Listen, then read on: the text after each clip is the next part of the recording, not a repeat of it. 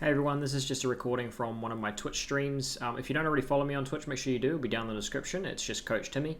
So I was reviewing Noahreyli Vadeal and basically their games from DreamHack when they came first. No, sorry, when they came second. And basically I tried to go over here why they should have won in the game that they won and sort of explain their thought process and stuff. So I hope you enjoy the video, guys. Catch you later. So in reality, these guys should have won this tournament.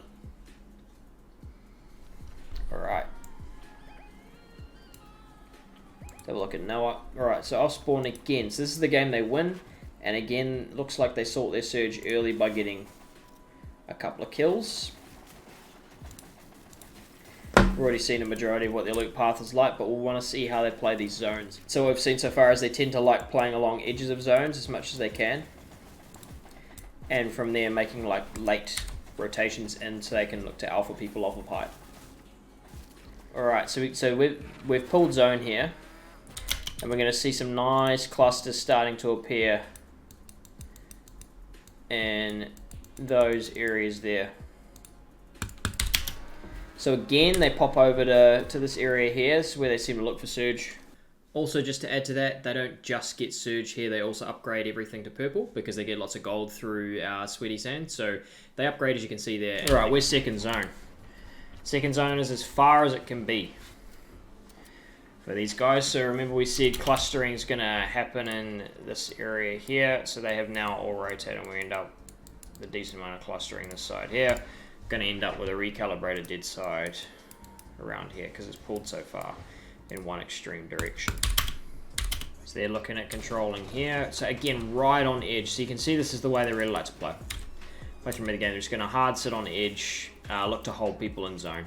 Seen that a little bit from Aqua as well. So they get a fairly easy rotation. Thing is though, when they don't force a better spot in the middle of zone, people already set up on those sorts of spots. I feel like they could have taken this hill fairly early on when they saw that first zone and been in a really good spot. Obviously, it's luck that second zone pulled that far, but still. One of those things to think about. I feel like they probably would have been better suited if they'd pulled up to a better spot early. So you're going to get these big clusters in these little areas here because everyone grouped towards Coliseum way because everyone grouped to the sand to look for surge. Whereas these guys sought their surge early, so it could be again we could be looking at different kinds of like decisions based on meta. I feel again finding a spot to set up right on edge. Really happy to just sit right on edge here. Oh my lord, I cannot believe that. Hello. So again, we've got another scenario where if zone pulled over here, all of these guys are probably fucked and half of them are going to die. Vice versa. These guys are going to find this rotation fairly difficult coming out, especially this here. These guys here, that's not going to be easy unless they basically waste all of their mats. There's just so many people in that area. Why it's really important to look for those or like learn where those isolated spots are going to be. Being up at fourth allows you to bounce it easier. Like if it pulled far, then they can get bit more distance of a bouncer. But they already had decent elevation because there's a little hill here. They could have bounced it like a decent amount from there and then walked the rest. So I don't know, unless they're thinking bounces for max distance or something like that, I can't quite work it out. I don't know why you do that. To me, like I understand it to an extent because I think you see Aqua do this a lot. Aqua just suies height at fourth. What Aqua does is he rotates to congested side on purpose. This is I'm not joking. Rotates to congested side on purpose, comes into fourth late and just hard ramps whoever's on height on congested side in fourth. And then from there, he lets people tarp ahead of him and then bounces onto them to half if he doesn't pull it. So he's got everyone underneath him who has to rotate. He bounces on top of them and then goes from there. Usually does 2 bounces into zone. The thing is, they can crank as soon as they get the chance to. They can look to alpha that team as soon as half pops. They did that about 15 seconds before half pop. I don't see why they couldn't have just waited for another 15 seconds to see if they pulled it or not. And you save what, 100 mats, maybe 200? Because I can possibly understand both scenarios. Jesus Christ, bro, this dude's beaming. Holy fuck, bro. So there's nothing hugely impressive here, right? It's just retaining height And they're doing that by basically staying ahead. And Noah and Vadeal have both shown that they're really, really good at not just shooting down at someone, but actually looking for an angle on someone while they're on height.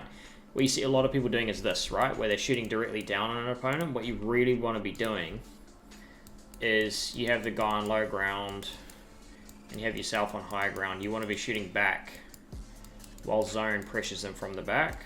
So if that's zone, this is you. You want to be shooting this way while zone's moving on this way.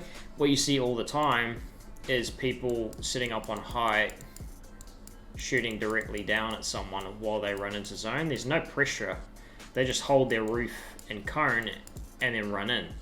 No issues whatsoever.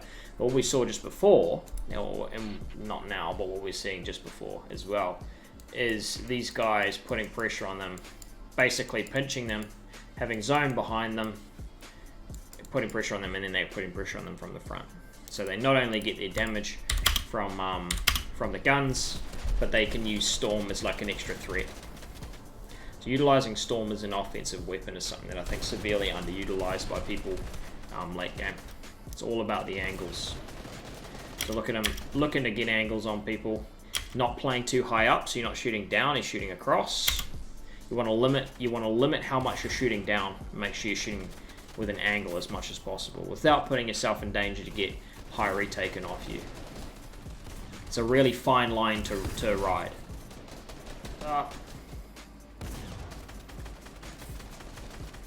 Again, you see how they're looking to put angles on. They're not shooting directly down on their tarp. They're shooting across at them.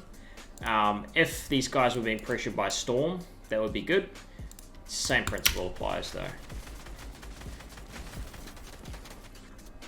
So you want there to be two directions of damage. You from here and zone from back here.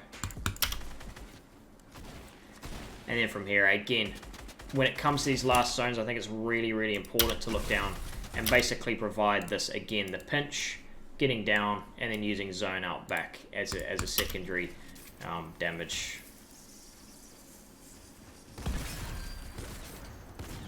This is not the scenario you want to be in, obviously, but these guys make it work and they look to finish him off. Noah does go down, but Vadeal cleans it up fairly easily.